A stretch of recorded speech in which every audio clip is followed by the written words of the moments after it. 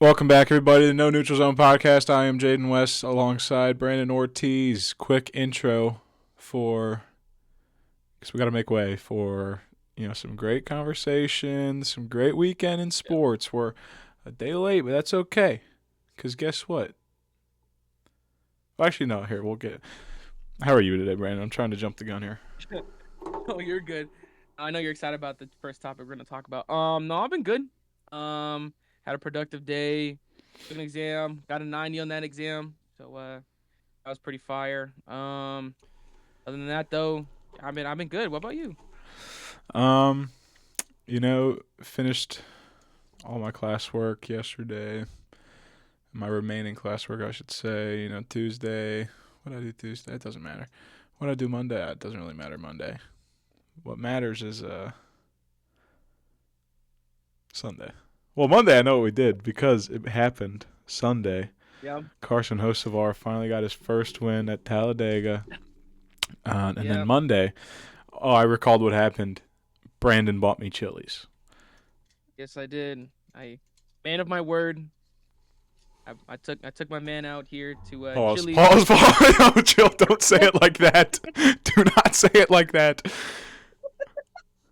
Don't. We No. went we went on a lovely date, and we took him out for Chili's.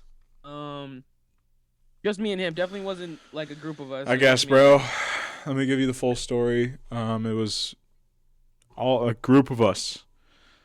It was five of us.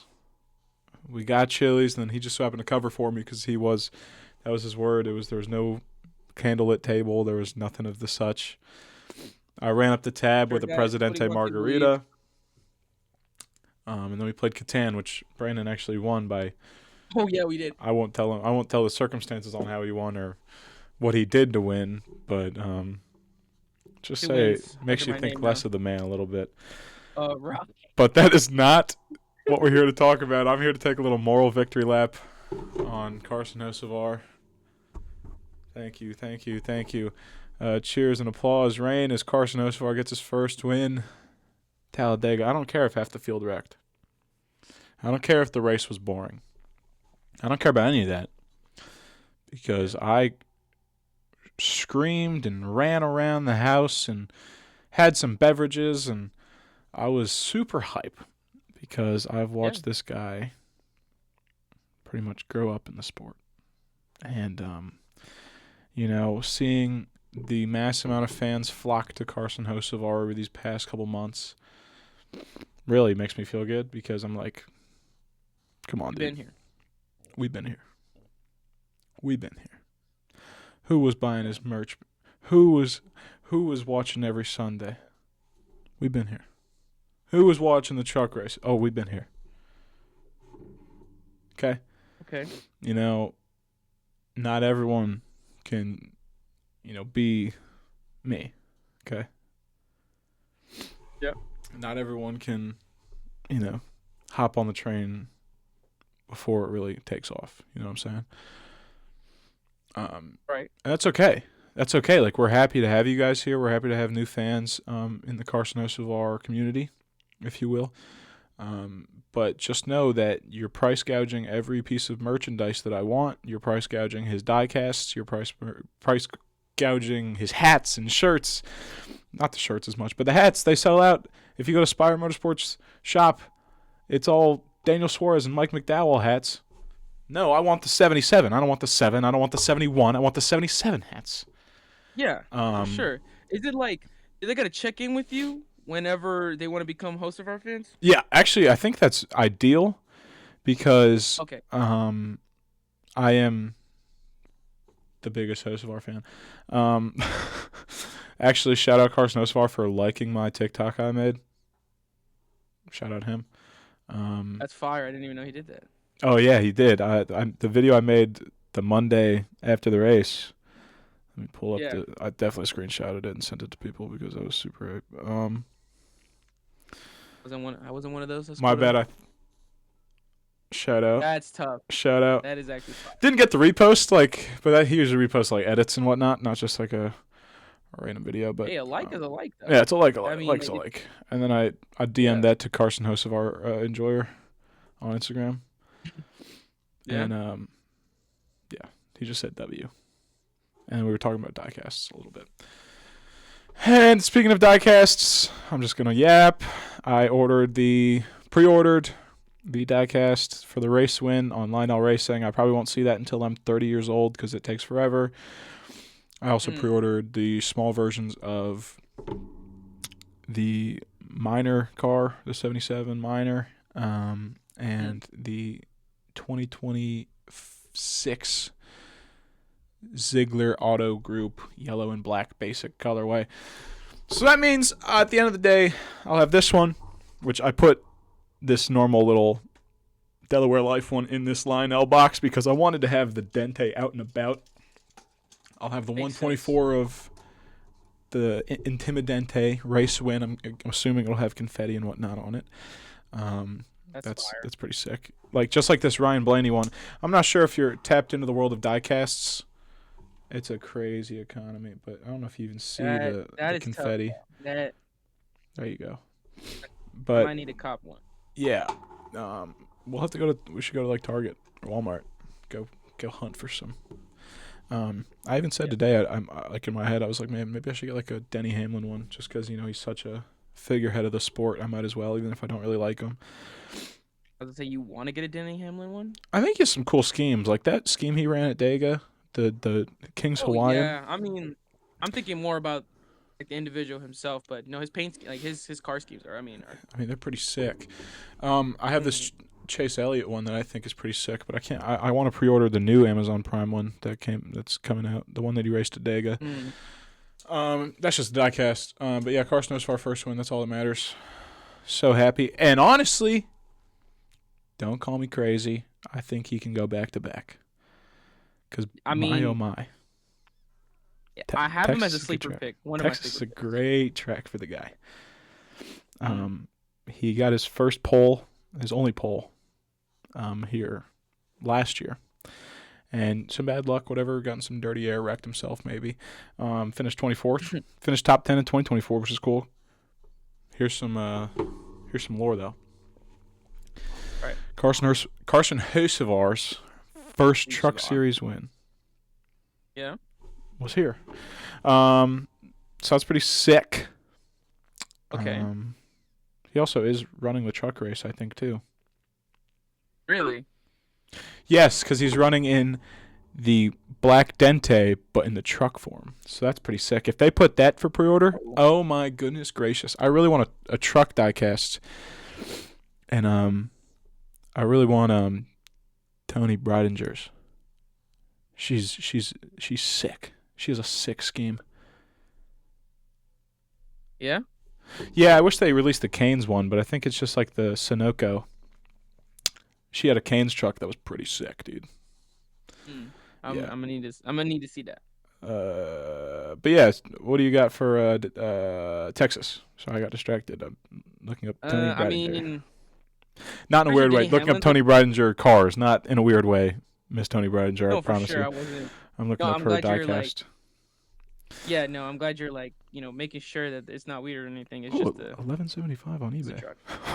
But I saw that Denny Hamlin was the favorite for this race, or he's one of the odds-on favorite. He's like plus 500. Pretty cool. All right, sorry. Oh, that is fire. That's fire. Yes, Denny Hamlin is a favorite because you cannot count out those freaking Toyotas. Yeah. I have I mean, of course, I want Ryan Blaney to win. He's like plus 1,200 though, so he's definitely not one of the favorites, but he's also not really that low. He's kind of like middle of the pack. My two sleeper picks though was Carson Hocevar, cause like the momentum and everything, and like exactly, has done well in Texas. And then I got Chris Buescher. Mr. Buescher. He was right there, man. Yeah. He was right there. Yeah. Yeah, so like those two guys I think have the momentum to keep it going for the Texas race. So like I could see either one of them winning it also, with Carson Hocevar's momentum winning and then potentially could win again, and then Chris was already close already, so like I could see him doing it again too, or winning this time around. But I mean, you got people that like Like for some reason, I always have like Tyler Reddick there because I'm like, you just Yeah, the those dude Toyotas just are doesn't. absolutely nasty.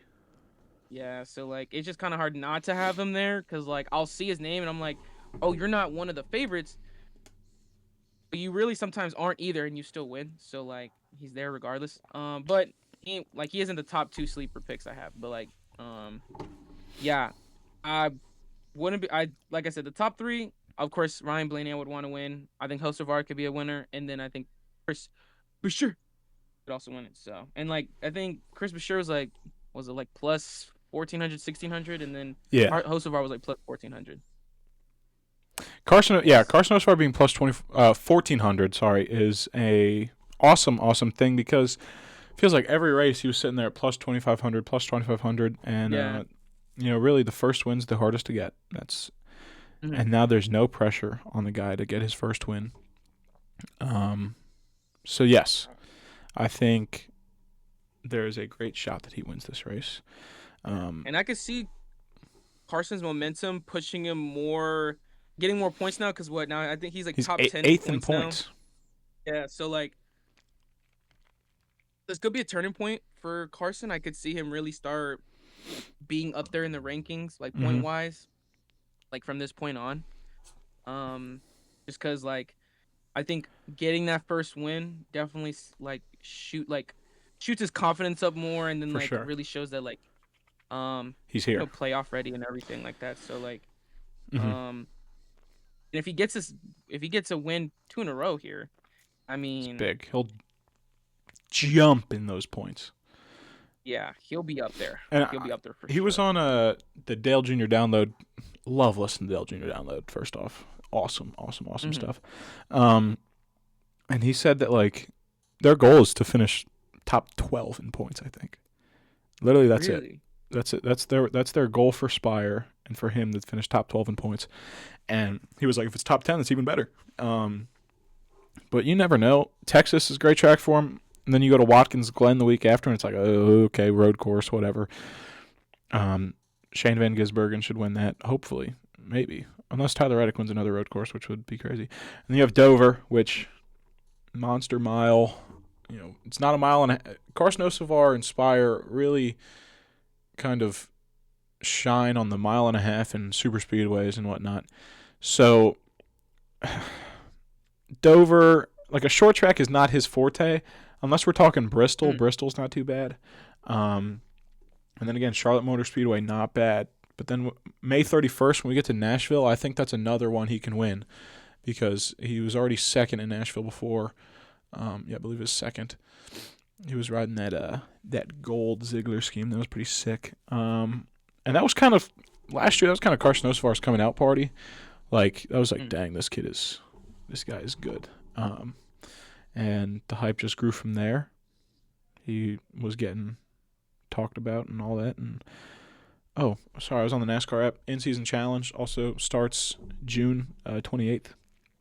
That's Mm. fun. I'm not sure if you've tapped into that, but that is going to be a fun time. I love that. Adds a little bit more stakes into it. Winner gets like $1 million. Mm.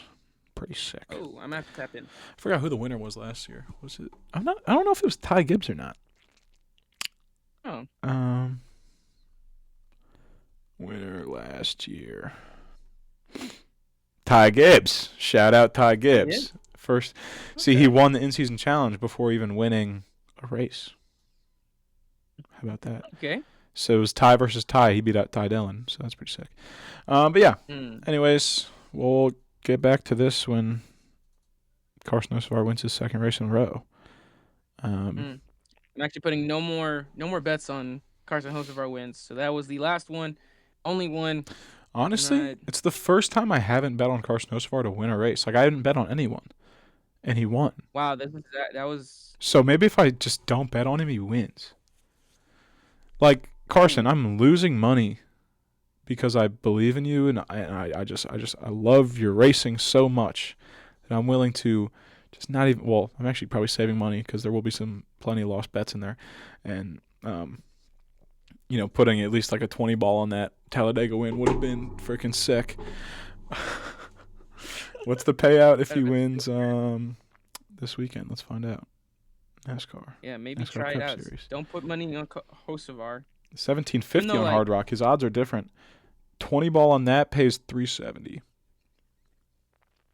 It's worth a shot, right? ooh, It's worth a shot, right? I mean, What about the Truck Series? Let's see. Carson Hocevar plus 350, not as good. yeah, But we like can I feel like parlay it. 20 ball pays $16.65. I'm retiring ooh, off Carson Hocevar. right. And You then were we just saying how throw you didn't bet on him and he we won, throw a Justin and you want to All bet guy. on him. Okay, here, hold on.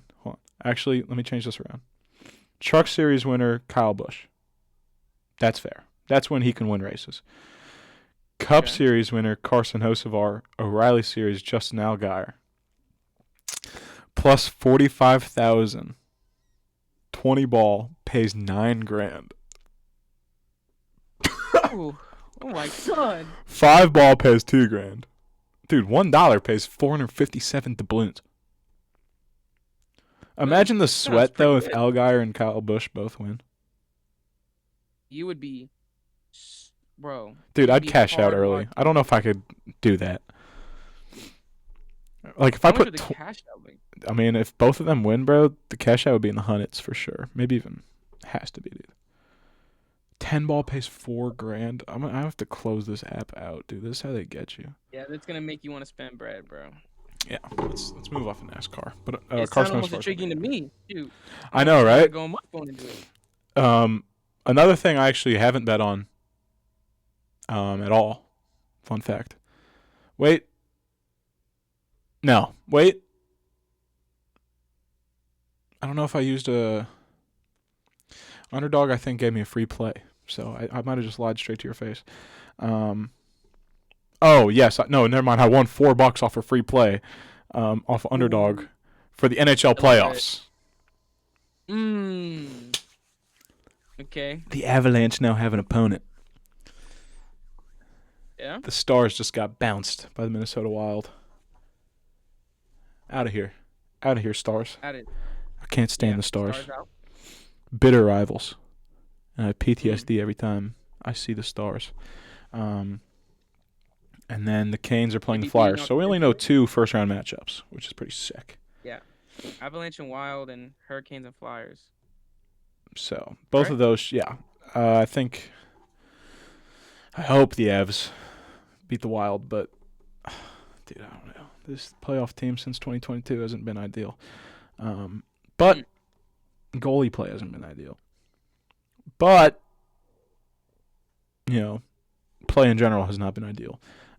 Mainly Yeah. against the Stars, because that's who we've seen. And then I don't want to talk about the Kraken.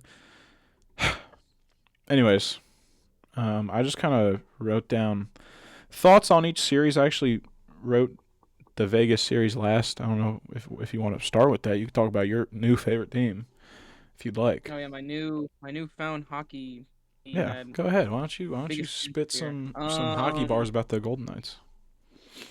Well, as a new fan here, I don't have too much here because I don't know too much ball here. But obviously it's 3-2. Seems like everyone's a big fan of the Mammoths. Doesn't seem like too many. Yeah, I'm already knowing. It's not even just like you that I've seen it in person, but like I've just seen like like their crowd versus the Golden Knights crowd is just like it's just different. So What's up? yeah, um, they're just they're playing. I don't know. I ain't gonna lie. Like when I've watched them play, like some possessions of like the games or whatever. Utah's team is just way more like you ain't lying. They're way more fun. I don't know what it is. Like they're just They're fun, man. more like explosive and like it's almost like fearless play. Like they don't Just a bunch of. care. Because listen, Like they're it's just head down going. maybe it's because it's their first year as the Mammoth. Sure, they were Utah Hockey Club last season. Maybe they just are like, we're playing with house money. Like we can just do this. Like you got guys like Clayton Keller out there just having a good time, making plays happen. I think he had a couple assists in that last game. They might have lost, but it doesn't matter. They might be playing with house money, and the Golden Knights have a standard of, hey, we should be in the Stanley Cup. Like we should be, we should be more. Like we need to do more. We have Mitch Marner now. Like We need to be doing more. Maybe it's that. Maybe that's why Buffalo has been such a fun series. When you get these teams that aren't really like Anaheim too. You have these teams that might not haven't been there in a while or might not expect to be there. Like Buffalo did a 14-year drought, 14-season drought, I believe, and they turn around and are an incredible team, have an incredible year, and they're in one heck of a barn burner right now, 3-2 series. I don't know. Yeah, I mean, it's like for them right now, it's like they don't have too much to lose because, like, I mean, they're new to the playoffs and everything like that. So like, they're just going, and like, I mean, if they win, they win, and it's good for them. But it looks so much worse for the Golden Knights to lose this. And Mm-hmm. even if winning now, I mean, like, you're gonna go into a team with like no playoff experience really. So like, and like, what didn't they win in 2023? Right, Vegas Knights won in like 2023, right? Or they won a couple years ago, right? 2023, because it was 2022 was the Avs, and I think 23 had to be the Golden Knights because then there was the 2 years of the Panthers. Yeah, I think I know they won one of the last like within the last 5 years. Yeah, that I know for sure. It was 2023. But yeah, so like they've won before, and it hasn't been that long ago. So like they have the playoff experience, and so like them they losing murdered the Panthers in 2023. My bad. Sorry. Nah, see, I'm saying I wish I watched hockey back then. So like, well, actually no, because then it would have looked like a bandwagon move. But like, regardless though, I could still. I mean, I think the Golden Knights are still gonna take it. It's like 3-2 right now. So yeah, they play I tomorrow. They play tomorrow. Well, technically today. Today technically. But yeah, I think playoff experience matters. So I think they might win. If they lose, Game 6 in Salt Lake, and then it goes Game 7 back in Vegas.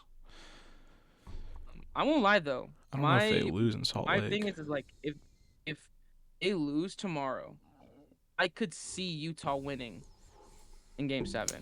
Like I'd rather not it happen, obviously here, but I mean like it's just momentum and everything for them. Yeah. Like, but I'm gonna believe in the experience the Golden Knights have, to take it to today. I don't know. Yeah, that's my. Both goalkeepers, both goalies have been a little brutal, pretty shaky. Very. But like, everyone wants the Mammoth to win, including myself. I know, bro. When like, I tell you guys are a I'm villain right now.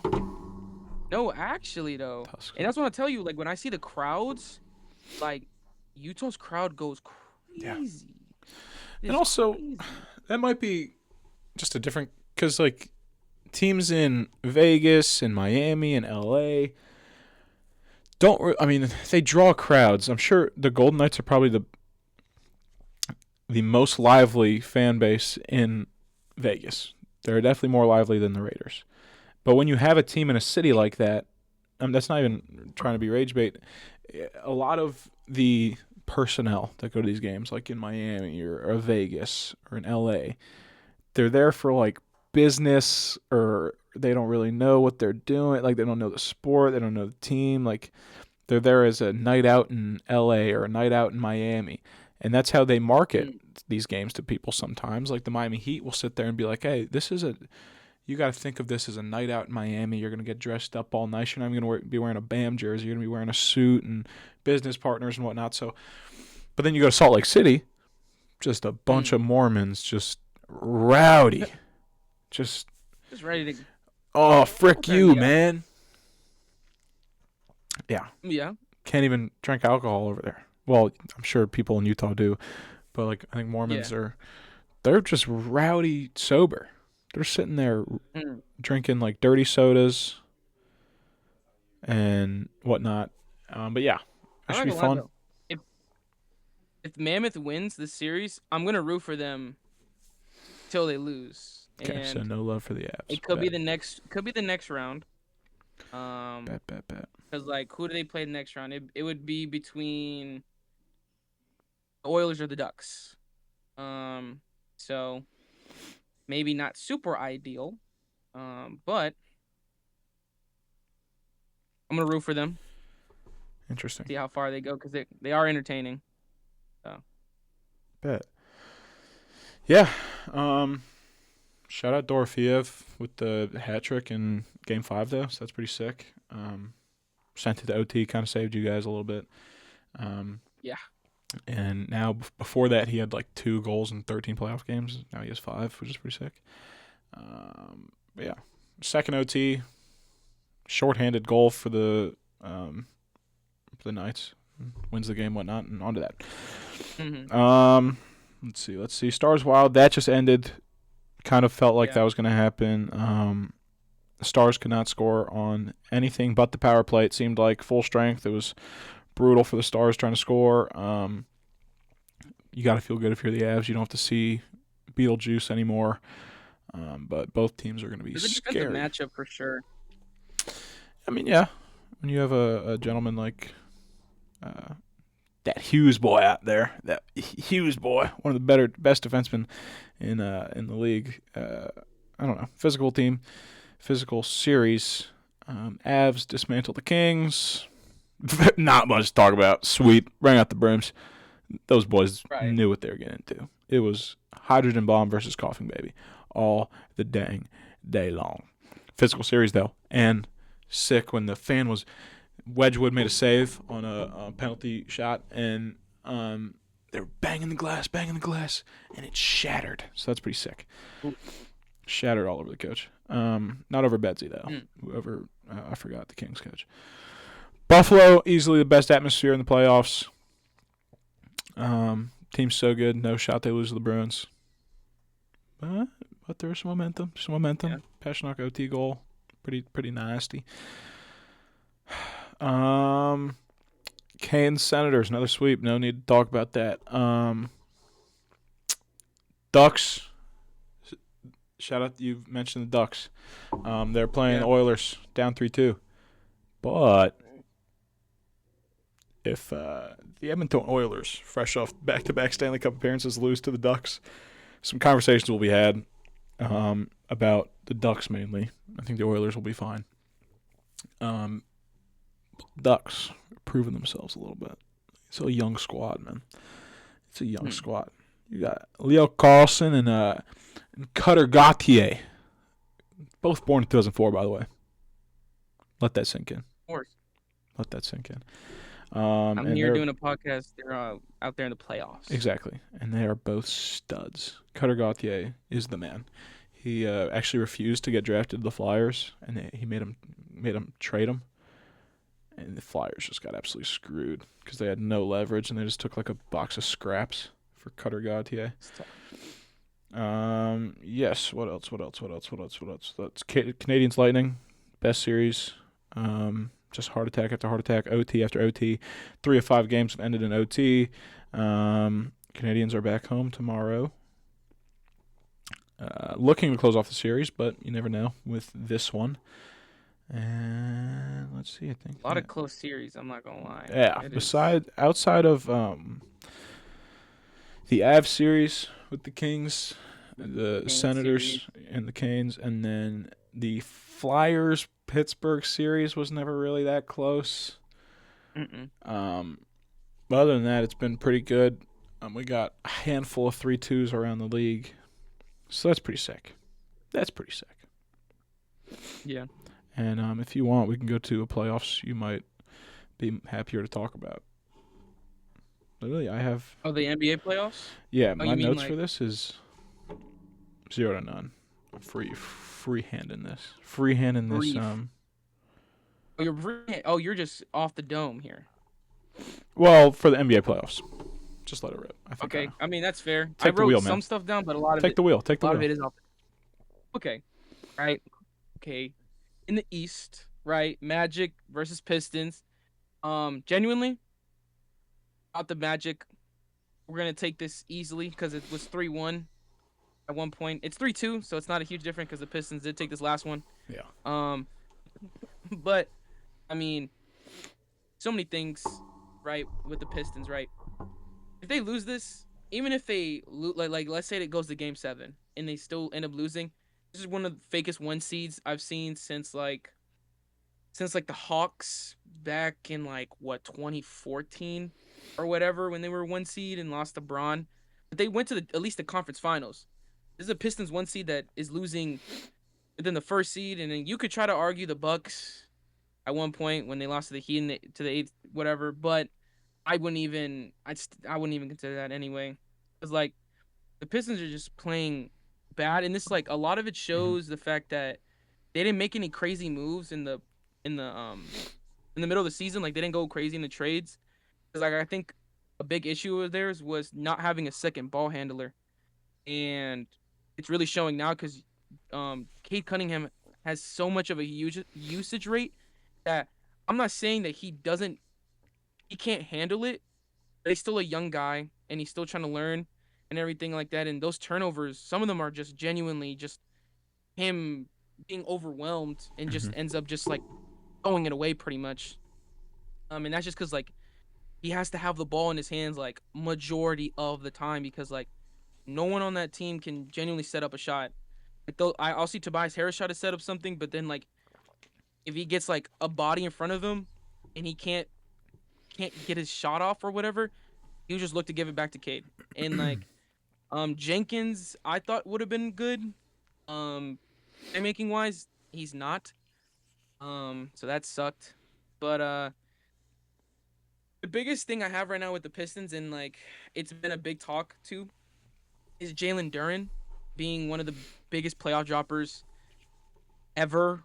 I mean, the dude is getting outplayed by Wendell Carter Jr. And I'm Hmm. not saying Wendell Carter is bad, but Jalen Duren's supposed to be the future big man, like one of the future big men in the league.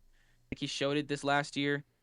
And like he has a contract extension available this upcoming offseason. And realistically, I'm not gonna lie, he's like low key playing himself out of having a big extension because like you're playing awful, awful. Hmm. Um, so that's been a big issue. But realistically, now that Franz Wagner is hurt, and his last game showed it a lot. Franz's defense played a big part in Cade's like efficiency, right? In his last game, Cade dropped 45 on good efficiency, and that's just because there was no Franz guarding him, so like you had to depend on like Bane or had to depend on Suggs to try to guard Cade, and those guys are smaller, and not, and those guys were getting in foul trouble.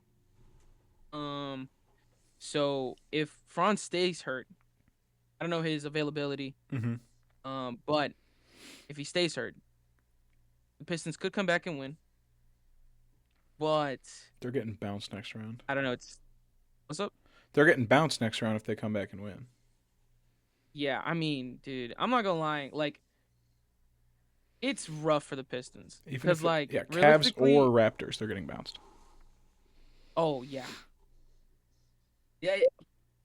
That Cavs and Raptors series is good too. I It's mean, actually like, mad nice. what's your opinions right now? What's your opinions right now on the Pistons and Magic? I like yapped a good amount for the Pistons. So, listen, I'm not going to say they're playing with house money because they're the first seed and they should hold themselves to a higher standard. But technically, they came off of being literally the worst team in the league and being Yeah, the best team in the East.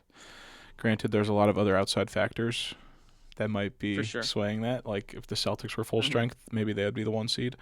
Um, it's really difficult because really it's Cade and friends when you look at it.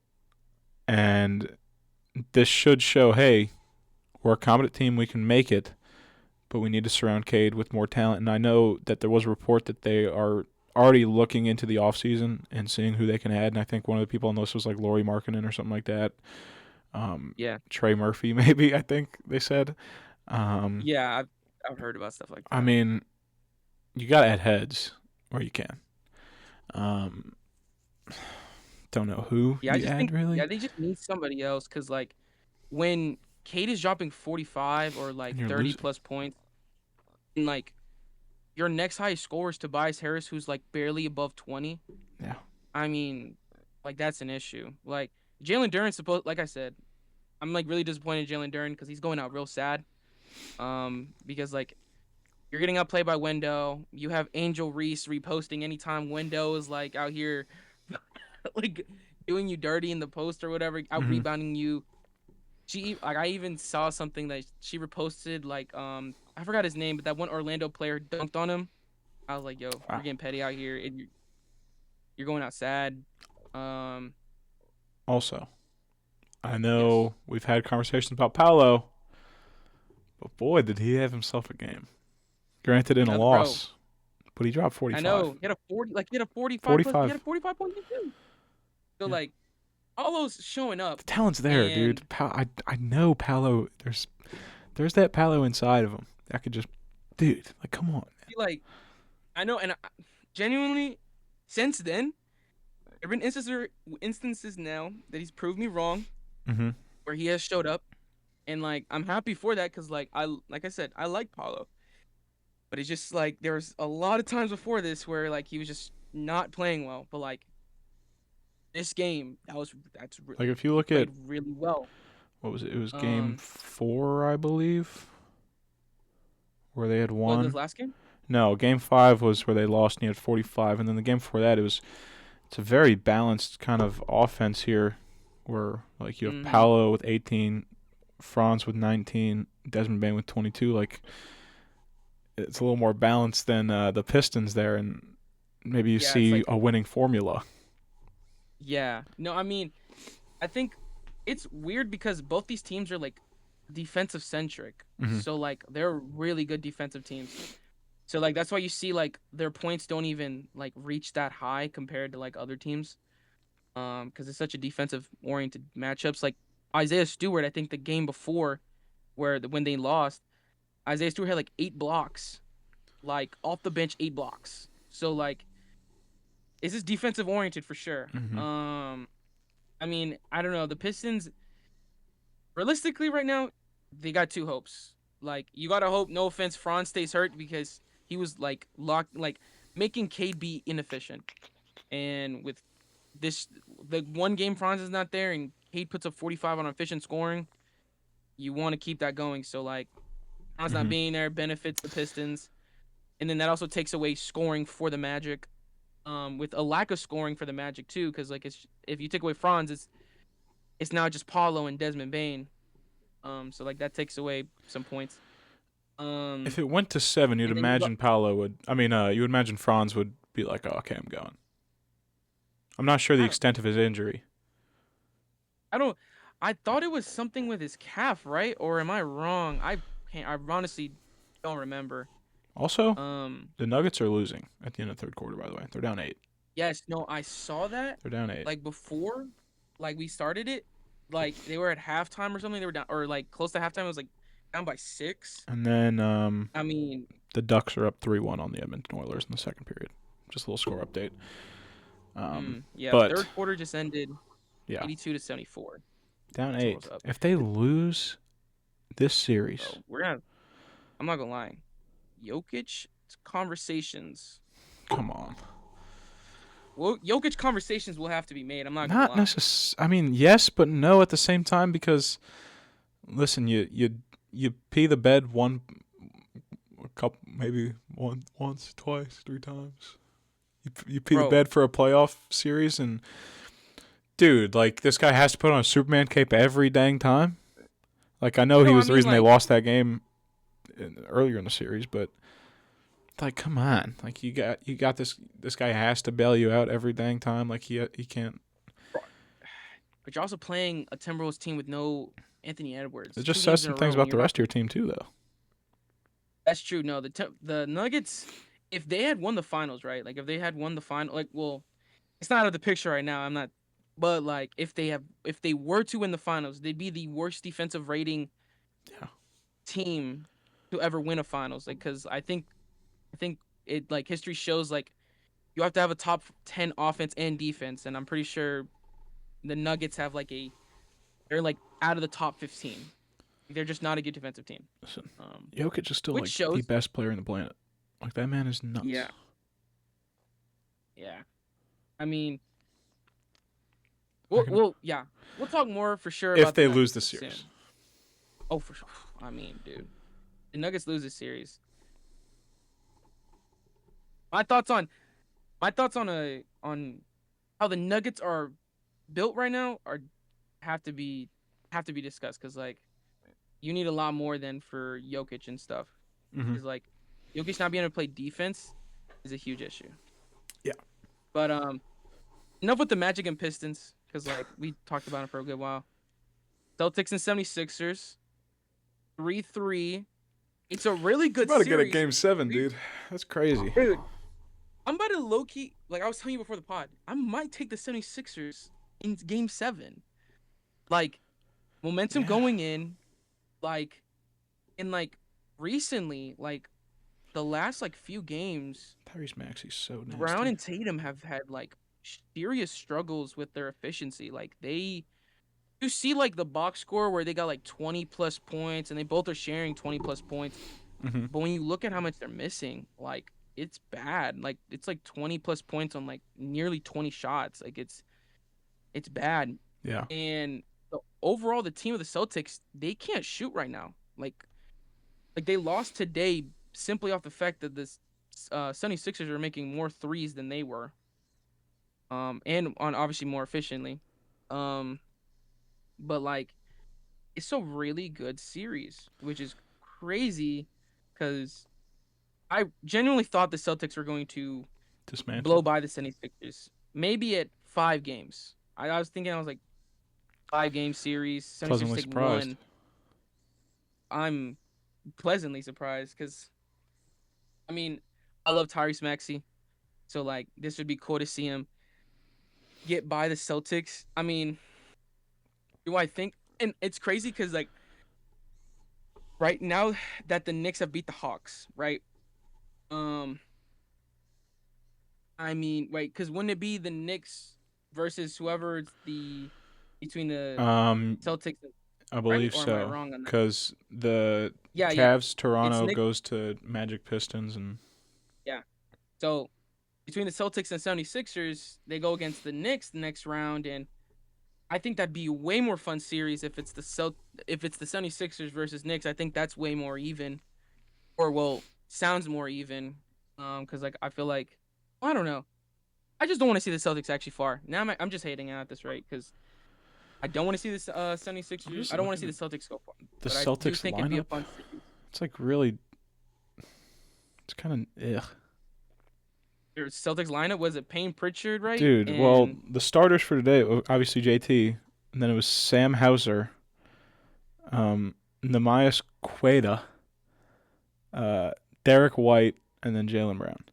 And then on the bench was, Peyton Pritchard and whatnot. So, like... Dude, maybe this team just isn't. Dude, actually disgusting. I don't know.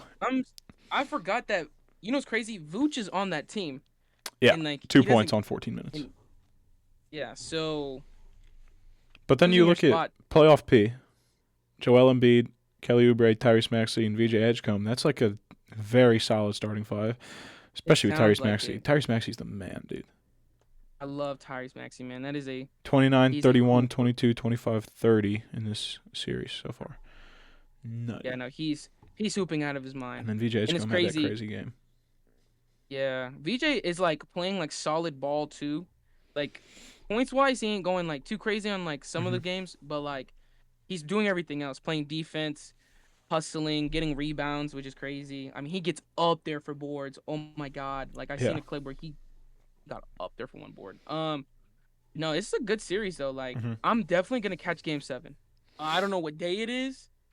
I want to catch it. Oh wait, it's got to be Saturday. I'm tripping.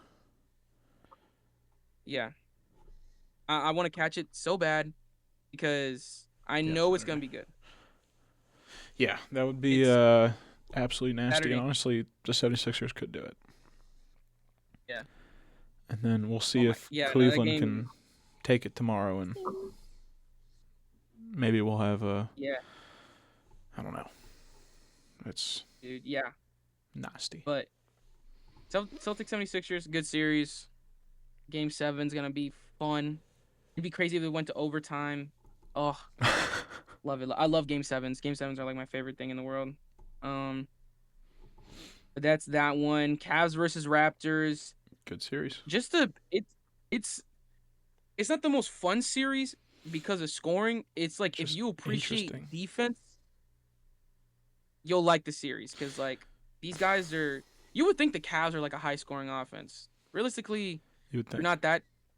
Really, they're more defense oriented. Plus, two, the Raptors are defense oriented because like I'm really upset on how Brandon Ingram's been playing. Um, I'm a big Brandon Ingram fan, and like Hmm. he's just been absolute garbage in the playoffs. Um, but like RJ Barrett stepped up. Scotty Barnes is obviously great. Um, those guys are like saving the Raptors in this series. The Cavs are up though. Um, but it's been solid. I still think the Cavs are gonna win. I think the Cavs are winning next game. Just So clean it it up and get out of happens. there. Yeah, I'm surprised. Like I said, the Raptors have taken 2 games. Um, but I do think the Cavs take it next game. Evan Mobley played good this last game. I like you wouldn't think Evan Mobley's a shooter because he hasn't been shooting that well, but like him shooting, I think 3 for 3 or 4 for 4 really helped them out. So good for them when Evan Mobley's scoring and everything like that. It benefits them because like he's just a lot of the times is just defense centric and doesn't really focus on scoring too much. Mm-hmm. But when he is scoring, I I mean that benefits them Smart. a lot because like that's just another head scoring. Um, but yeah, I mean solid, good series if you care about defense because it's just defense centric. Same thing with like the Pistons and Magic, but it's just got bigger names, with like bigger head to head matchups with like Paulo and Aid and stuff like that. This one's Scotty Barnes and Donovan Mitchell. So name wise, it doesn't sound crazy, but um, like good series though. Good series in general. I don't know if you have Sure. any thoughts on that one. Eh, Yeah, fair it's kind enough. of out there. That's fair. I mean, Yeah, it's not too flashy. It's like they're both trying to tank in the playoffs with the offense they're putting out. Not ideal. genuinely, they're yeah, genuinely, I think they're just losing regardless next round. I'd be surprised if they win. If any one of them, either one of I them. mean, if the Pistons make it through, you never know, man. Yeah, you know what? Actually, you're right. If the Pistons make it through, like in the let's say for somehow the Raptors come back and win this too, great series probably. Um, but moving past them, Knicks Hawks that just ended today. Knicks Yeah. killed the Hawks to close them out. You texted me 61-11 run Yeah, it was because gross. I was doing other stuff and I was like 61-11 run. I was like, what Yeah. are you talking about? Went on there, see the Knicks are up like by 40 something on the Hawks, and I'm It was like, nasty. what? I go look. Their biggest lead on them was by 51 points or like more, and I'm like, oh my god. It And was like gross. you would think it was because Jalen Brunson went off or Cat went off. No, no, no, no. It was OG Anunoby with nearly 30, and Mikal Bridges, who a guy that genuinely has been terrible Yeah, but at like 25, 24, 25. Like it was overall like the starting lineup did insane. They didn't really miss. Um, and funny enough, like I was on the CJ propaganda in the beginning of the series because like he was hooping. First 2, 3 games, like hooping, even though they were like still down. Or no, I think it was 2-1. Like he was hooping. And I was like, okay, CJ McCollum, he's gonna get that bag this offseason. Cause like he's up for, yeah, to get signed this offseason. Generally fell off after game 3. He never cracked over 20 points ever again. Um and genuinely just made them lose. Um felt like a Obviously nothing CJ's if series. he ain't if CJ ain't scoring, he benefits in no other way. Yeah, Because he ain't a defender. He isn't the craziest off ball mover. Doesn't have the highest IQ. Can't play make that well. So if he ain't scoring, doesn't benefit too it's much. just over for For them. the Hawks. And then like I mean the Hawks are still a young team though. So like I was surprised they really put up a good match against the Knicks. Um, it looked like the Hawks could actually win it at one Hmm. point. But Knicks locked in. Hawks just dropped off. Jalen Johnson dropped off a little bit. Dyson Daniels, serious questions about him because, like, again, he's a lanky guy who plays defense, but like he doesn't score. Like he gets played off the court, and he's giving me like a Walmart version of like a Mikal Bridges. So like, and like Mikal already is bad. So like if you're a Walmart version of Mikal, that's Great even value. worse. So that's an issue.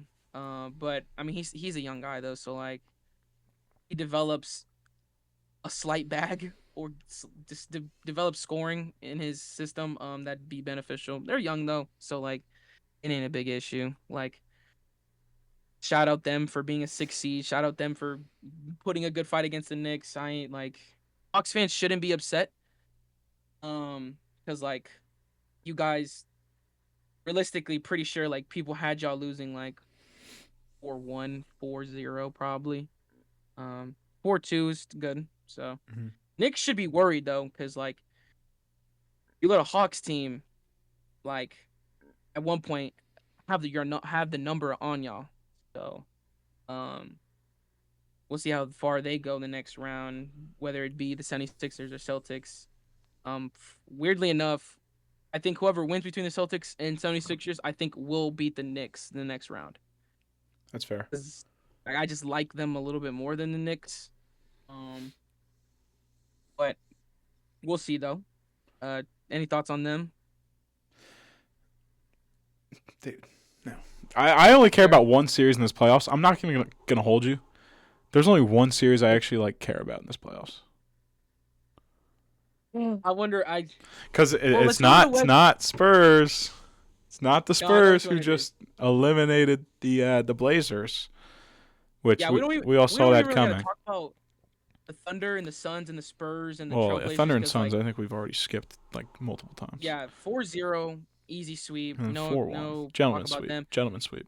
Yeah, gentlemen sweep. Yeah, just give them one. Just give them one.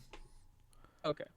Spurs and Trailblazers. Yeah, it was a gentleman sweep. They only genuinely only won that game because Wemby got hurt middle of the game and just Yeah, left, or the beginning of the game, whatever. But key factor though, Wemby needs to be healthy for the Spurs to succeed. So let's keep that boy healthy because bubble wrap. they need. Yeah. Nuggets and Timberwolves happening right now. Timberwolves Yes. up. It's 3-2 Timberwolves. Timberwolves win this.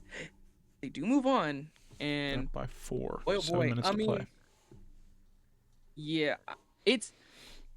I think is what. Sorry, it'd be the Spurs versus the potential Timberwolves, right? Hmm. So, I mean, Dante DiVincenzo's out, right, for the entire rest of the playoffs, even going into the next season, even into the playoffs too, because that torn Achilles sucked. It torn Achilles, like it's so bad. It's one of those injuries where like you can see it pop, like you can see the pop, Yeah. like in the leg, which is so bad. Um, like when I seen it, I was like, oh yeah, that's torn Achilles. Like immediately, you just know. Um, I was surprised Ant didn't tear his ACL. Hyperextension. how he landed, I was like, Yeah. oh my god. Reminded me of Giannis against the Hawks back in the day, 2021. Yeah. No, and it's crazy Cash because Money like Ant's Chris. pushing through. He was already playing through like runner's knee, Mm-hmm. and I mean, that stuff sucks. Um, yeah. So that one sucks. And it was on his other knee, and then now he got hurt with his other knee now because he landed on it bad. Brutal. I think he was supposed to be out for a couple weeks, so we'll see how that much plays into it. Yeah. I mean, this series though, Jokic, like, cause you gotta compare like box stats wise, like Jokic still looks good Like Jokic, yeah. all the time, right? But you gotta compare Jokic to himself, and like it's bad, like, and it's crazy because like no one's trying to give Rudy Gobert his like flowers, like I Mm-hmm. think Shaq isn't trying to do it. Like that's one guy for sure. Shaq is like, yeah, I'm not gonna say Rudy Gobert is locking up Jokic. Jokic is just playing bad, and I'm like, how would Jokic be playing bad if it isn't Rudy Gobert playing defense, right? So, like, again, I mentioned this last pod. I'm pretty sure Rudy Gobert. Shout out you. You're really putting Jokic through it. Efficiency wise, Jokic is like, because Jokic is gonna score regardless, but it's Mm-hmm. like, will he be efficient? And he has not been. And the biggest issue for Jokic the just made 2 Nuggets free is their throws. shout out Jokic for that. Can't stop him at the free throw line. Just like SGA. Can't stop SG. Can never stop SG at the free throw line. God. But yeah, Jokic, like, see, like, I love Jokic. I still think Jokic is the best player in the league, regardless of Shea getting another MVP. Should I have still been think Jokic Cade. is the best player. Dude, that would have been so fire if Cade was able to win it and like didn't get hurt. Um, but like I said, I still think Jokic is the best player in the league, and like it's just hard because like his offense is so great. Obviously, it's like Luka. So like their offense is so nuclear that like it doesn't like it pushes them forward so much that you don't even worry about their defense, Mm-hmm. right? Being such like an issue. Um, and that's why like when you have a Jokic on your team, you got to build a team around him that is like you got defenders. You got Aaron Gordon, who's supposed to be defense centric. You get like Payne Watson. You get Christian Braun. Like you get guy like Bruce Brown. You get guys try to surround him that are defenders, but like this season they have not been locking up. I mean, Aaron Gordon being hurt is a big issue that plays a huge part. Um, Payne Watson, I'm pretty sure is hurt too. He hasn't played, I think, a single game. Christian Braun has fallen off this season. I mean, Jamal Murray is not considered a lockdown defender here. I mean, when in the playoffs, he's a nuclear scorer. He's just getting completely locked up by Jaden McDaniels. Jaden McDaniels? Jayden The McDaniels. He's actually McDaniels. their leading scorer right Yeah. now. Jaden McDaniels is the leading scorer. 26. Oh my God. Well, his offense has picked up this season. Like he's really proven himself to be able to score and not just be defense. Um, Even Io DeSumo, how much does he have? Let's see. I'm Because watching like the GameCast here. he had dropped 45 like that one night that Ant got hurt, and then like he didn't drop that many the next game, and then this game. He hasn't even played. He has not entered the game. Well, maybe he's hurt. Okay. Well, regardless though, right? Timberwolves are playing good even when Ant's not there and Dante's not there, and Io DeSumo's not there either. That really shows that the Nuggets need to Lock in. do something. They need to switch it up completely during the offseason. It's they need to figure out something else. I don't know what it is, because realistically, like if like it's not logical, but like you might want to switch up that entire roster. Yeah. Not entirely, because you want to keep the duo of Jamal Murray and Jokic. Yeah, but you got right? room to But play like, everywhere else. yeah, You got room to play everywhere else. Like Oh, for sure. literally Because like, losing any of the other guys, it's like, oh no. yeah, like Aaron Gordon would Aaron be Gordon, a yeah. big loss, but you just gotta find another defender, like another defensive player. You just need to build more. You need to get more defensive players for Jokic's sake, because like Jokic can't play defense. Like Rudy Gobert, I've seen clips and I've seen in game where like he's like looking like he has a bag, and I'm like, no wait, that's Rudy Gobert. He does not have a bag. So him looking like he's hitting post hooks, post fades. I'm like, it's Rudy Gobert. He's not like that for us. So why is he doing that? But again, it's on Jokic. So I guess he feels like he can. And then, I mean, I don't know. The Timberwolves winning right now with, like I said, I think it's a big thing that the Timberwolves are winning without Ant, and that shows more the fact that Nuggets are just a bad defensive team. Mm-hmm. I don't think it's the Timberwolves being a good offensive team with like a good overall team without, and I think that just shows the Nuggets are just a bad defensive team. This guy What? Jayden McDaniels is hooping. Little and one How action. much he got? I think he has 29 now. 29. Damn. Pretty 28. efficient too. I'm not gonna lie. 28. That's insane. And I bet you he's locking up Jamal Murray. Jamal Murray has 8 points on 15 shots. Yeah. Not ideal. So that's that's unfortunate. Blow it up. Blow it up. Blow it up. Oh my god. Yeah, those Jokic a lot of people are gonna get real nasty with Jokic conversations if they lose this game, and I think that's the stupidest thing on earth. Dude, I've seen so many videos already. Like, people are already talking nasty, and they haven't even lost yet. And I'm like, when he loses, You can't surround it's like, Jokic with a team like that and then expect him to just that's be a true. superhero for 4 wins. You know, like they're gonna have to play 5, 6, 7 games. And Yeah, dude. I mean, like I said, I still believe in Jokic. Obviously, that dude's the best player in the league. Like, regardless, until like Wemby takes the crown. But yeah, like that is the conversations are gonna get nasty. They are. But till then, right now we got an oddly fun series, which is My crazy favorite. because I think it will end though. it's. I think it's about to end. You think so? Because the Rockets are really coming through right now. They are, but Obviously Lakers and Rockets. if it goes to 7, they have to get Luka back in there. Like, there's no more like Oh my, sitting and waiting. gotta have Luka in there because like the fact that the Rockets look like they could look like they can come back from a 3-0 is wild. And I understand, letting Luka rest as much as possible.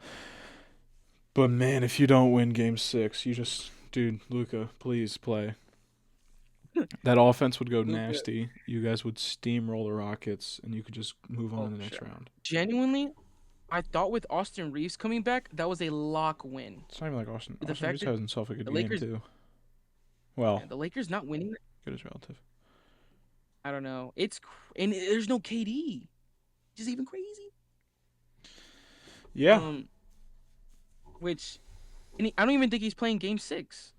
So if the Rockets win with like another Game 6, it's gonna be an insane Game 7, and I'm gonna watch that. I'm gonna watch the Game 7. Dude, LeBron. I want to see what Bron does. On his back, except for Game 5.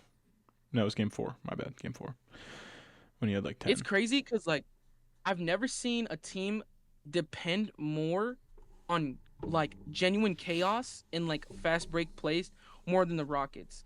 Like they've won these last 2 games really strictly on the fact that like turnovers happen, so they get down the court because they're a faster team. Mm-hmm. Obviously, they're younger, and quicker. You got Amin Thompson, Reed Shepard, Jabari Smith. I mean, you got quick guys down. You got quick guys, athletic guys, so they're gonna get down the court fast. But like they genuinely they play better when the game's just not like a normal game. It like like crazy stuff has to happen for them to like genuinely play well, which is so crazy because I do think if like Luka's there, and Luka's so good at like playing basketball in his own pace, at his own pace. So obviously Luka's he plays basketball at his own pace, which is slower, right? He'll bring up the ball, take his time, read the defense, set up plays and everything like that. And I do think that if he does play, which I mean, if it goes to a Game 7, they have to brother, have him you play. gotta play. You gotta have him play. And you can do limited minutes, but like him being there and being able to conduct the offense and have it play at his own pace where it's not chaotic and there's higher chances of him, like there's less chances of there being turnovers for the Lakers. That's beneficial, right? I mean, it'll help the Lakers a lot. Bron's not letting this go to 7. Bron loses 3-0 series. Like, that's not gonna happen. Ain't gonna happen, brother. Ain't gonna happen. I mean, yo, like, it's crazy because I genuinely didn't think this series was gonna be that fun. But like, I'm like genuinely rewatching games. Like, if I missed the game, I'll put the highlights of the game, and I'm like, this is crazy. Like, this is actually a really good series. But yeah, I mean, if if it goes to Game 7, dude, that's the thing. Like, I love Game 7, so I would love to see this go to a Game 7. Mm-hmm. Like if Luka comes back, KD decides he wants to play.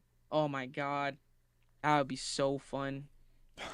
Because I don't know what the extent of like KD's like injury is, that like if he's available to play. Because like realistically, if your team goes to makes it to a Game 7, brother, just play. Like it can't like I understand that like you would think being down 3-0, you don't want to play, right? Mm-hmm. 'Cause you're like, my team sucks. I don't want to play. But like they just brought it back to a Game 7. They're probably gonna want to play Luka. Do you not feel like, hey, I mean, let me put on the jersey, let me put on the KDs, let me get out there, man? And I'm like, I don't know. I just want like that's the stuff I love about basketball is like Mm-hmm. the best players obviously play. Like I just don't. I'd rather not have it be a series where the best players aren't available to play. So like right now with the Timberwolves and Nuggets, right? Obviously Ant being hurt, like it's kind of not a hard watch because the Timberwolves are up, which is crazy. But like I want to see Ant play. You know, Naturally, you want to see the superstars um, go at it. yeah, I That's want what to the see the playoffs are supposed superstars to be play. for. Yeah, like I want to see the best players. When the lights are the brightest, I want to Mm-hmm. see them play. And so Lakers right now and Rockets not having to me their best players on the court, aka obviously Luka and KD. Um, it's I would thought it would be a hard watch, but it hasn't been because like this has actually been really good games. Um, but yeah, I mean, I hope it goes to a Game 7 because hopefully both Luka and KD want to play or they're available. They will play hopefully. Um, that'd be fire. That'd be a couple Game 7s I want to catch. Celtics, Celtics 76ers. I want to catch that one. Potential I mean, it has to happen. Magic versus Pistons go to a Game 7. I want to watch that one. Um, I thought it would have been the Nuggets and Timberwolves, but it looks like Timberwolves might just take it in 6. Um, Maybe but 3-point game. oh yeah, I mean, I don't know if you want to fill in any information for the Lakers and Rockets because that's just the last series. Um, like I said, Luka needs to play Game 7. Um, but I genuinely, dude, Bron is itching to get this series over with. This guy's like, there's no Oh yeah. way these nerds should have beaten us any of these games without KD. Oh, Um, oh for sure. and Austin Reeves, second game back, found his footing after injury. Surely he plays even a little bit better than he did in Surely. his return. Still at 22. I think the Lakers will just get it done. I don't think there's going to be a Game 7. I don't even Yeah. know if there's. I don't know. I don't think so. I'm trying to say that there won't be a Game 7, that LeBron will just move on to the next round. I mean, realistically, I think the Lakers should take the next game. I don't even know if there's going to be But a Game 7 for the Pistons. I don't even know if they're going to get the chance to get a Game 7. I'd be sick. I'm not gonna lie. Like I'd be No, so sick if the I don't know Magic. how many Game 7s we're going to see. Like I think it's literally just the 76ers. I don't know. Maybe the Timberwolves. It's a 3-point game, but I really don't know if the Let's see how clutch Jokic and Murray are Desmond Bain tonight. and Paolo are about to go nuts Bro, I mean, brother. tomorrow night, Ugh, I'd 7 be p.m. sick to my stomach if Pistons end up losing like next game. Like I want to like if they lose, it has to be Game 7. I'd rather them lose in Game 7. Mm, I'd rather them not lose, but you know, who might ask and beg here. that's fair. Um, Wow, but that's the NBA playoffs. that is the NBA playoffs. That was a long one. Sorry. It's fine. It's fine. It happens.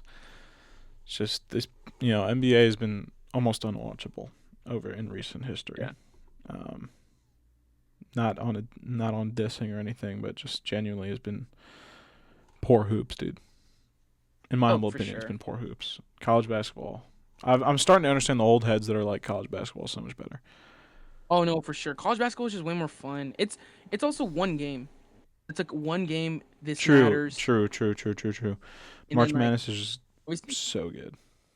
obviously the also college kids, like college grown men, they're like hooping for a reason here. Like not saying the NBA doesn't. Allegedly, NIL is kind of taking that away. Allegedly, some of them are, like Tommy Houck, Alex Allegedly, Condon. Those boys, those are they're hooping for a reason. yeah, they're hoping for a reason. They're hooping for the But like for the logo. for the for the love of the game. Um, Yeah. but Um, moving past b-ball. exactly. This past weekend, great 3 days of nothing but draft picks, Yes. and I figured, why not grade our team's drafts? Yeah.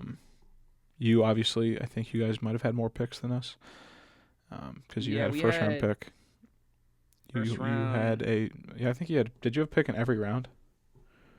I think we had a pick in every round. Yeah, we had like a first, Yeah. obviously a second, a couple seconds. I think a third, fourth, fifth, sixth, We did seventh, not eighth. So it have. was a lot. We had a lot.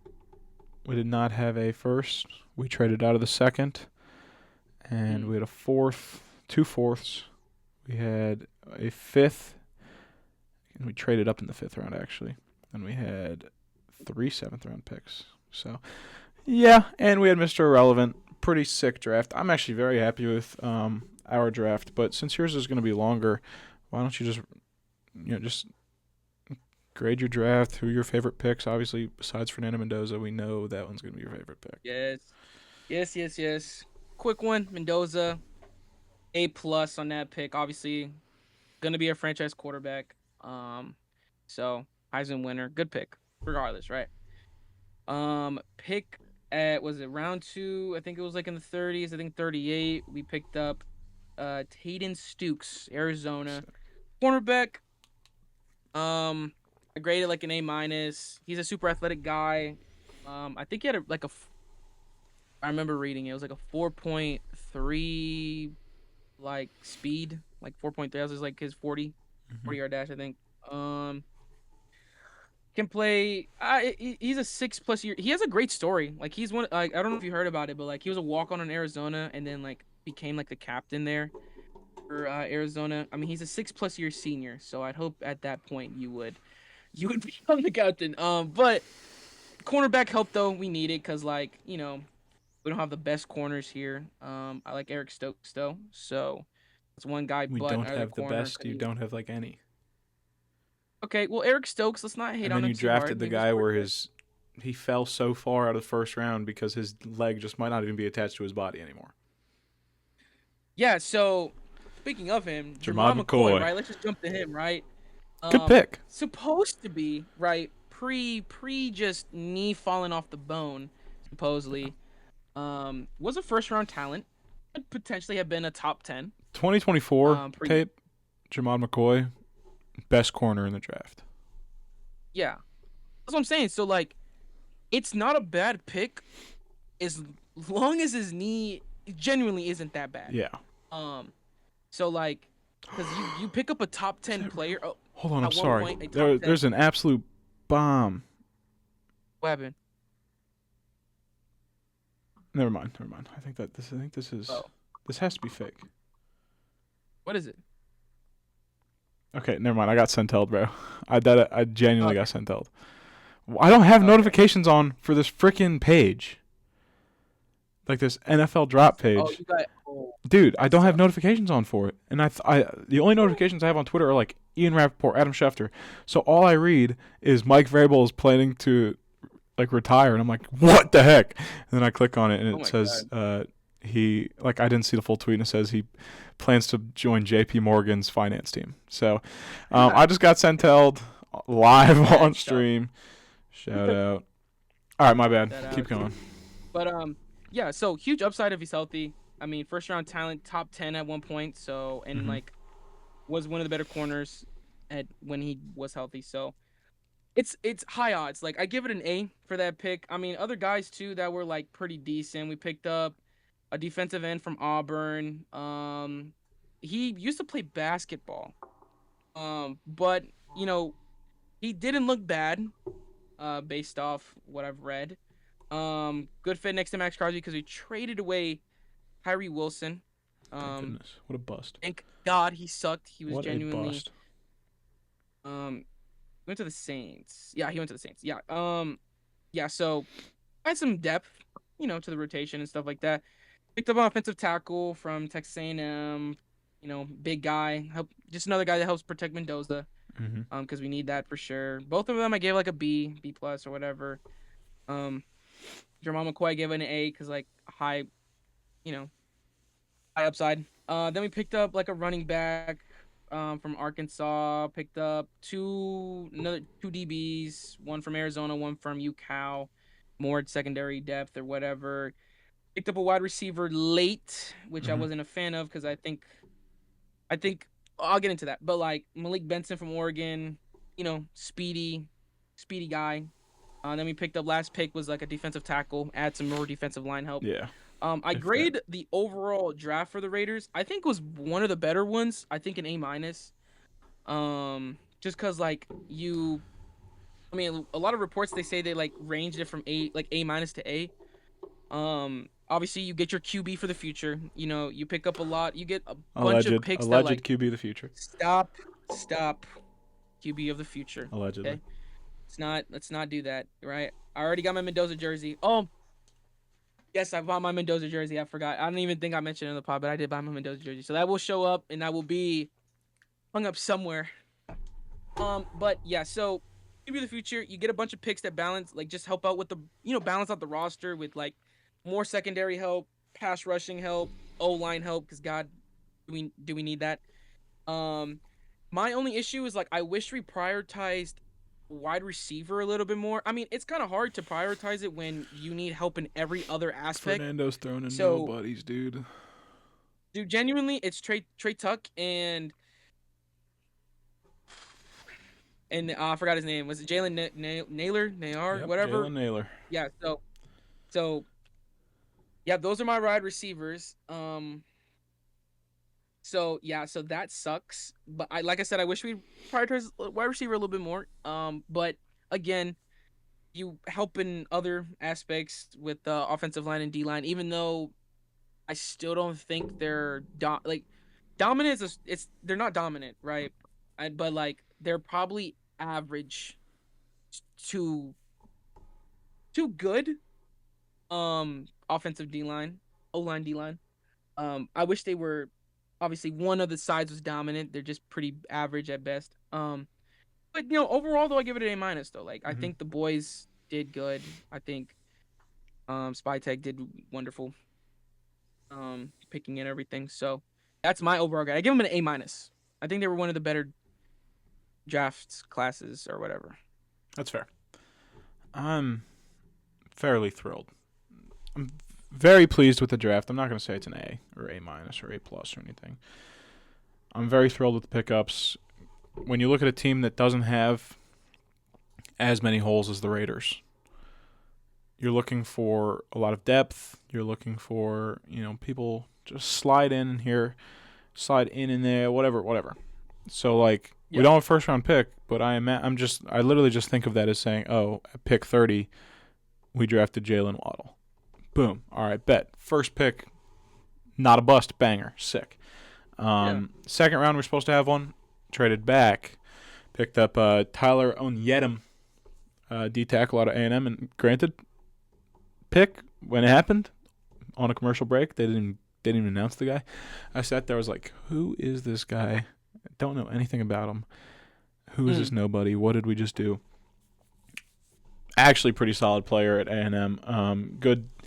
I mean, we lost Jonathan Franklin Myers, so you had to add depth in that D tackle room, and I think Onyedem has good athleticism, very explosive, and he can make his way to like a good solid rotation with Malcolm Roach and DJ Jones and whatnot, and yeah, I think that'd be sick. Fourth round, pick 108. Hard to say if it's my favorite or second favorite pick from our draft class is Jonah Coleman, running back out of Washington. Not only is this guy a dog, he was so thrilled to be a Bronco that before the draft he was at this podium thing and he was like, with the 66 pick, whatever, Broncos select Jonah Coleman. He really wanted to be a Bronco. He really liked this landing spot for him, and I think it fits perfectly because of how good he is in pass protection, and he can run in between the tackles. He's a little bit better than R.J. Harvey in that field. I'm not saying R.J. Harvey's bad or anything. R.J. Harvey's awesome, but I do think that Jonah Coleman could be a future RB1, especially if J.K. Dobbins, God forbid, goes down again. He might get a lot. He might get more carries than R.J. Harvey. 5'8", 220, solid, and he's quite quick. He's good speed there on the kid. Followed that up 3 picks later with Cage Casey, tackles, O-lineman out of Boise State, but they might move him to like guard. Again, this is a depth piece, like very developmental aspect to him because I think we're going to try and build him up, and if we lose a guard or tackle, Garrett Bowles there for a while, and then we still have Quinn Miners and whatnot, and our O-line is very good. But say if someone goes down, having him would be very nice, and maybe in the future he could be a starter for us if all things go well. This is where pick 152, round 5, is where it might be my favorite pick. I texted some of my boys and was like, yo, Justin Joly will be a Bronco today, and it's got to happen. And they traded up. They used some picks and went and got the tight end out of NC State. Sick, dude. He's awesome. 21 years old. Young, okay? Young guy. Very good pass catcher, and the only thing that might need improvement is pass blocking or just blocking in general, but that can come with time. Jordan's not a fan of that's an A pick. Same thing with Jonah Coleman, A. Onyedum's like a B, and then Cage Casey, I don't know, like a C plus B, B minus maybe, just because I don't know how he's gonna work out. Round 7, actually such a good round for the Denver Broncos. Absolute studs in the 7th round. Miles Scott, safety out of Illinois. I think he is very good depth-wise for a safety room that is a little injury-prone. Talanoa Hufanga played pretty sure every game, so that's huge. Brandon Jones, however, did not. So one of those two dudes is going to be injured at some point, and then we have J.L. Skinner there, and no more P.J. Locke. So hey, I'm not saying it's like some high-end prospect, but there's clearly a specific vision for this guy, and Vance Joseph will figure out what to do. Another tight end off the board, round 7, 256, Dallin Bentley, Utah. He is a little more better at blocking than, say, a Justin Joly, but he's also 25. So he can do a little bit of everything, catching, blocking, whatnot, but I don't think he's going to be a Justin Joly, if you will. But I do think he will be solid, and he will be better than like a Adam Troutman. So that's sick. I do think he's a great pickup.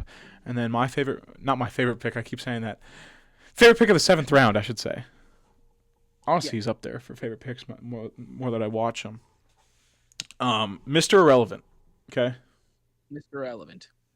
Khalil Red, his nickname is Red Murdoch, out of Buffalo, linebacker out of Buffalo. This guy, absolutely stellar.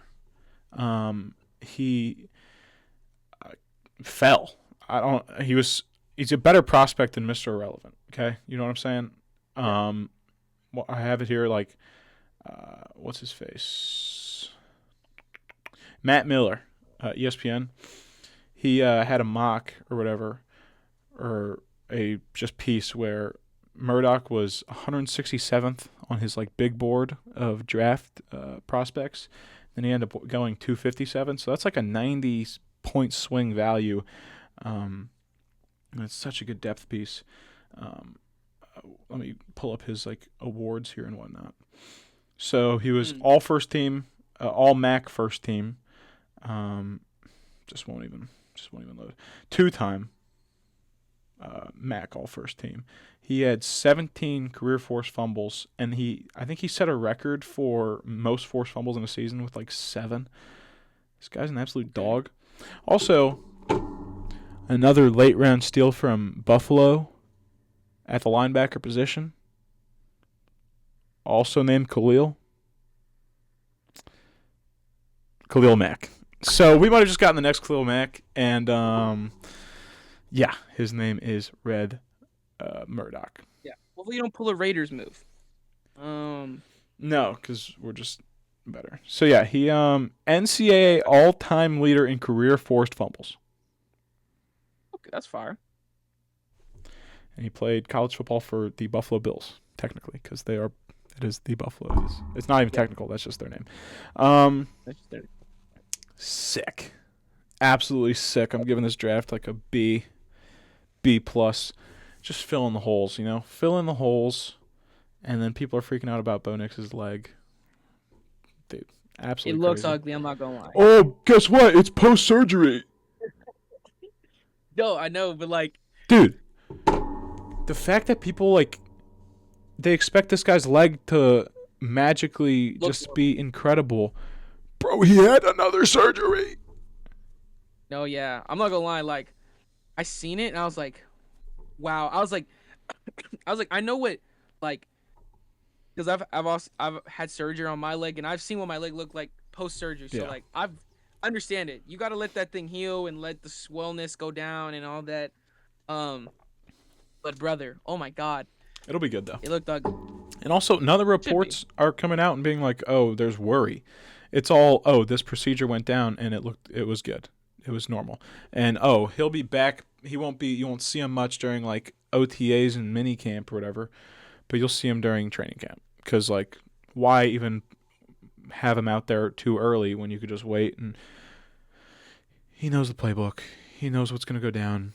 Yeah. The only person I want him to gain chemistry with is Jaylen Waddle, and he'll get there. Yeah, it'll click.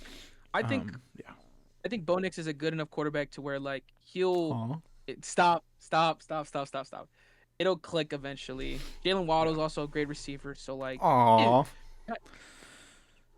And Fernando's gonna suck. I was kidding. Man, dude, I really wish we had a good receiver, man. I hope the Mendoza and Brock Bowers lines up perfectly. Outside of our teams, I know you're not gonna say mine. Do you have a winner of the draft? Although grading drafts is a little unnecessary because you can't really grade them until like a couple years out. But since everyone does it, do you have a winner of this draft? I think it's really close between the Jets and Browns. Yeah, for me. I said it was the Browns. Those boys are different. If I had to lean one, did you say Browns? Yeah. Okay, I'll lean Jets then, because I was gonna lean Browns, but I'll lean Jets here. I mean, you get great pieces. Arvell Reese, amazing, obviously. Also, they just had a perfect balance of like picks. You get offense, you get defense. We're getting was it Arvell Reese and what was his name? Not Jordan Tyson. I'm tripping. What's his name? Kenyon Sadiq and Omar Cooper Jr. Kenyon Sadiq too. That one was a really good one. No, I'm tripping about his name. Jesus Christ, what was his name? Oh, I'm tripping. Whatever. It was Kenyon Sadiq. I'm tripping. Oh, I'm talking about Omar Cooper Jr. I like that pick too. Yeah, he's sick. Omar Cooper, that was a really good pick for them. Did I say? Oh wow, I'm an idiot. Not Arvell Reese. I'm tripping. I mean David Bailey. David Bailey. Arvell Reese. That was the kind of the whole debate though coming in. It's like, who do you take? Yeah. David Bailey. Shout out Cape was a really good pick. I think they did really well. Getting, and then like, for some reason I really like all their picks, right? With like getting David Bailey, Kenyon Sadiq. I like Amari Cooper. So like that first round to me, did really well. Because even if you just hit on those guys, it's like, bro, you're fine. That's really good. So like Amari Cooper, it's another guy on the other side. So it's just not Garrett Wilson. Kenyon Sadiq. Banger. I couldn't even tell you, no lie, who the Jets starting tight end is. So Right. So we're gonna like I don't think it's CJ it's Ozama anymore. no, I don't know. I I think he couldn't was even a tell you, bro. Bengal. So Kenny Sadiq has a high chance of starting. Um, and then David Bailey if he hits with like his, Mason Taylor, forgot about him. My bad. He's actually pretty good. Mason brother Taylor's nice. Mason Taylor. Hey, he had a nice rookie Yes. year. Yeah, moving on, right? So, and then like they obviously got a good cornerback. I mean, they got two Indiana guys. Um, Yeah. cornerback D'Angelo Pines. You get a defensive tackle from Florida State. Get a backup QB, Cade Good old Klubnik. Klubnik from Clemson. Offensive guard from Miami. I really do think Miami's O line was like pretty good. So like Mm-hmm. having Inez Cooper, um, pretty solid. And then they like their last pick was a DB, VJ Payne. So like I think overall they just did a really good job of getting offense and defense, and then filling in gaps where they needed to. So Jets did a pretty darn good job. Yeah. Um, the Browns might as well have had 4 first-round picks because Actually, you get Spencer Fano sick. Cool. Dog. mhm. KC, dog. And then you get Denzel Boston in round 2 and Emmanuel McNeil Warren, who both of those guys could have easily been first-round picks. Yeah, Just not how the board fell. It's okay. Austin Barber, it's okay. He was like my least favorite Florida O lineman. I was really sad that Jake Slaughter went to the Chargers, and I think oh yeah, they're gonna move him to like guard or something like that. Which I'm yeah. I like, know. I saw they announced him as a no, guard. no, no. I'm like, no, dude. Um, and then I think Taylon Green is probably the most fun quarterback prospect in this draft, just Yeah, because of his measurables.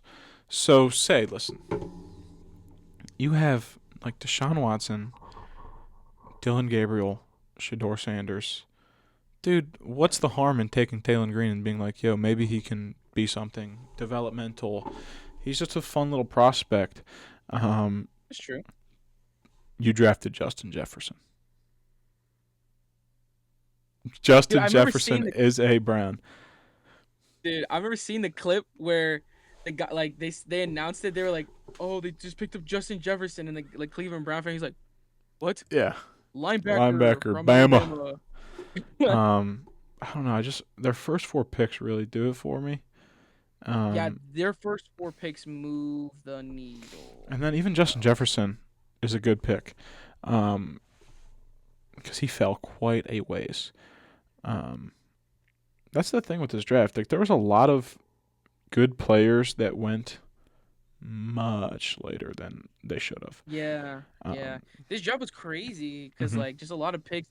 Either some picks I had low went up high, or some picks that I had high obviously fell down lower, and I'm like, damn, that's crazy. So like, no, but I do like the Browns like picks And I think because the Jesus, Ravens like had good Spencer Fano, draft. AC Conception, Denzel Boston. I mean, The dog, Cowboys those had are a great first round. I mean, Cowboys had a good draft in general, but their yeah, first round of Caleb Downs and Malachi Lawrence, while Nick Saban might not like the Malachi Lawrence pick, um, I think he'll be just fine. And Caleb Downs, yeah. they literally got like the best player in the first round at 11 because the Giants just did not pick him Which up. is crazy. I can't believe the Giants didn't pick him up. And the Um, Cowboys just did the right thing and went pretty much all defense. Caleb Downs, Malachi Lawrence, Jyshawn Barham. You have one tackle out of Penn State, Drew Shelton, and Penn State's O line is usually pretty good. You got Devin Moore out of Florida. You got Overton out of Bama, and then you get one receiver in the 7th round. You didn't need receivers. You didn't need O line. You didn't need anything on the offensive side of the ball. Maybe besides a running back, that could have been nice. And you just need to load that defense, and you did it. So that's pretty yeah, sick. Caleb Downs is going to be an yeah. absolute monster. I would have had the Giants up there too. I just don't know how much I like offensive tackle pick at I mean, Francis Marino 10. at 10 is nice, but when you have Arvell, like, they should have picked, I mean, they should have picked Caleb Downs at 5 and then Francis Marino at 10, and that would have been a perfect first round for them. Yeah, like obviously they went Arvell Reese because I was like best available But option. you've drafted that position every already. year, dude.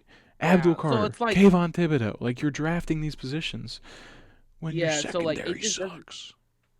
Yeah, no, that's why I was, bro. That's why I was so confused because like they went Arvo Reese because of just name value and obviously best available Yeah. Dude, player or whatever. But like you you gotta fill in the holes that you have. Malik Neighbors Like was sick to his stomach. I, He was sitting bro, there like, no, my gosh, he's a Cowboy. No. He was like, why genuinely, didn't we I would be take him? sick too. He was dissing Arvell I'd be, Reese a little bit.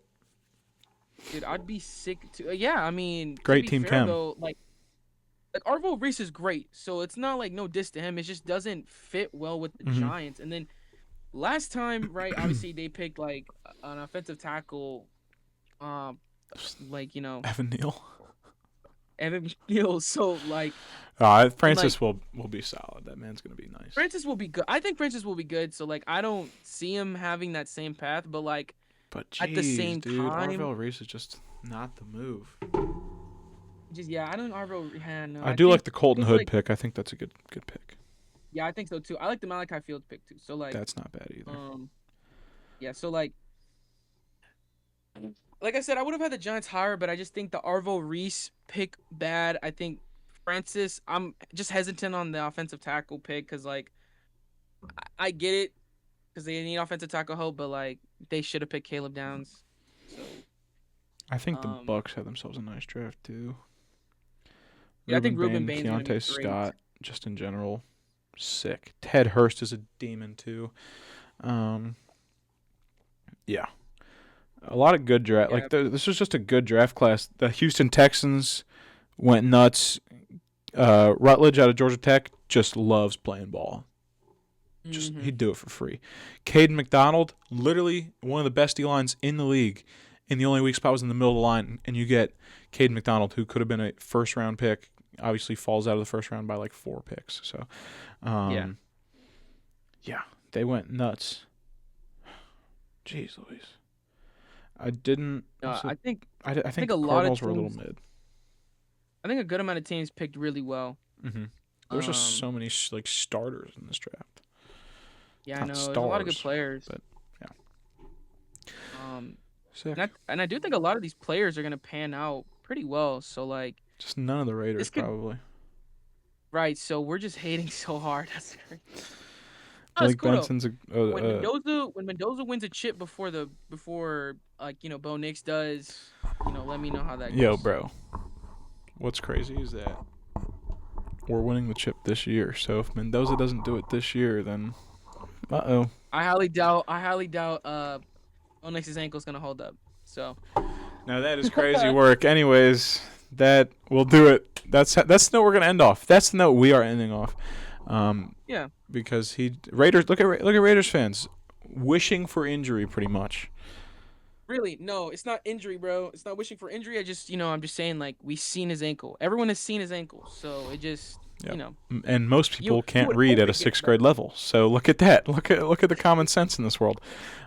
Anyways, that was probably a long episode, and it's okay. Had to talk things. Had to talk things out. Actually, let me do one last score check before we get up out of here. Oh my Let me God! check. One last score check. Okay, so the Ducks are up 2-4, and the Nuggets have been Timberwolves. bounced out of the playoffs. So Oh that's my pretty God! nuts. Timberwolves move on. I mean, well, No Game 7 I there. just know tomorrow. I know tomorrow on my feed, I'm gonna see a lot of Jokic talk. I'm already knowing. Well, we'll get into that. I mean, Jokic didn't even play bad. 28, 9, 10, 11 of 19. He missed 4 threes, but he was a plus minus -9.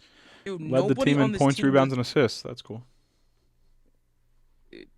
there was actually nobody on the team was a positive on the court except for one guy, and it seems to be Trey Jones or Tyus Jones, whoever, who's +5. But everyone else was a minus, like, on the court. Bouncing the first round's not a deal.